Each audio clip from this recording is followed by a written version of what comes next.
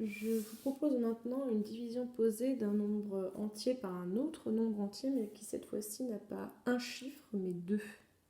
Le principe est exactement le même, donc 3217, que je vais écrire ici, 3217, que je cherche à diviser par 12.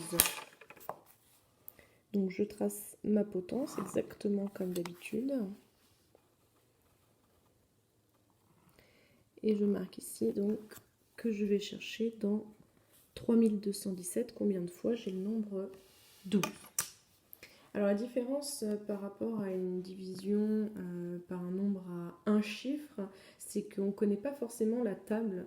Donc ici 12, vous l'avez apprise, mais on peut ici s'écrire juste à côté sur une feuille de brouillon, sur l'ardoise, et bien les différents calculs pour avoir la table de multiplication, ici la table de 12. Donc on commence comme d'habitude et on cherche dans 3 combien on a de fois le nombre 12. On l'a 0 fois. Donc au lieu de prendre 3 tout seul, on pourrait écrire ici un 0, mais vous savez bien que les zéros qui sont à gauche d'un nombre entier sont inutiles. Donc au lieu de prendre 3, je vais prendre 32. Et donc je vais chercher dans 32 combien j'ai de fois le nombre 12. Donc on peut ici, juste à côté, écrire par exemple, on va chercher que 12 fois 2, c'est égal à 24. Donc je peux regarder 12 fois 3. C'est égal à 36. Ici, j'ai le nombre 32. Donc vous voyez bien que je pourrais mettre le nombre 12 que 2 fois. Donc j'écris ici que je le prends 2 fois. Et ici, j'enlève 24 à 32.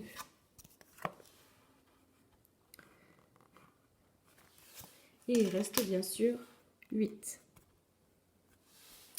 Maintenant, je vais descendre le 1 des dizaines. Et maintenant, je vais chercher donc dans 81 combien de fois j'ai le nombre 12. Donc vous voyez que ça va être plus que 3 fois puisque 12 fois 3, ça faisait 36. Je peux par exemple essayer 12 fois 6. 12 fois 6. 6 fois 2, 12. 6 fois 1, 6 et 1, 7. Donc ça fera 72. Ah, je ne suis pas très loin. Je peux essayer 12 fois 7. 7 fois 2, 14. Je pose 4. 7 fois 1, 7 et 1, 8. 84. Ici, ça fait 84, donc c'est plus grand que 81. Donc j'aurai 6 fois le nombre 12 dans 81, puisque ça fait 72. Ici, j'enlève donc 72 à 81. Et on voit tout de suite qu'il reste 9. Comme d'habitude, on va descendre maintenant le chiffre des unités, 7. Et au lieu de chercher dans 9, combien de fois il y a le nombre 12, on cherche dans 97. Donc là, on a trouvé que 12 fois 7, ça faisait 84. Donc je peux essayer 12 fois 8. 8 fois 2, 16. Je pose 6, je retiens 1. 8 fois 1, 8 et 1, 9. 96. Ah, bah là, pas besoin de regarder combien font 12 fois 9, puisque on voit déjà qu'on est à 1 du résultat qu'on cherche et on cherche à mettre 12 de plus. Donc c'est inutile de poursuivre. On peut ici dire qu'on prend 8 fois le nombre 12 et on enlève donc 96 à 97. Et bien sûr, il reste 1.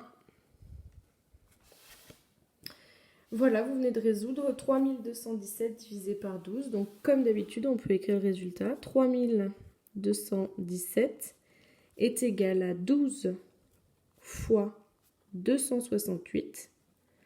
Et on n'oublie surtout pas le reste qui est de 1. Vous pouvez taper ceci à la calculatrice et vous trouverez cela.